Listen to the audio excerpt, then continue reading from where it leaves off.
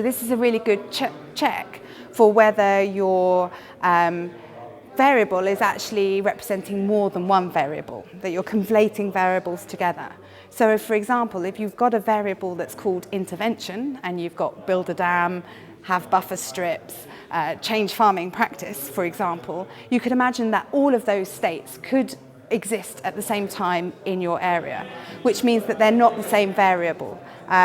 So you need to separate them out and think about yes, no, presence, absence kind of states for each of those.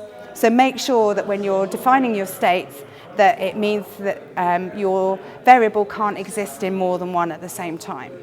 So what we do now is try to assign states to all of our variables and see how far we can get in terms of deciding what those states are, and it will help us think about the relationship between our variables, because if you've got a variable that's low, you can think about, well, what does that mean for the next variable down in terms of how we might set the state of that one.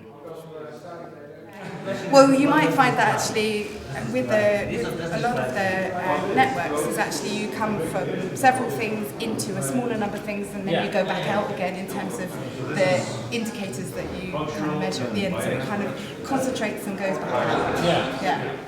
And that's kind of what you would expect from the model. Yeah, that was the next question, because here we have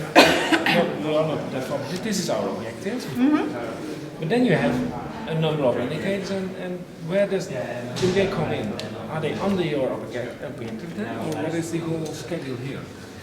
So it's whether this actually sits as a variable of its own, or whether it's actually what you do. So it's like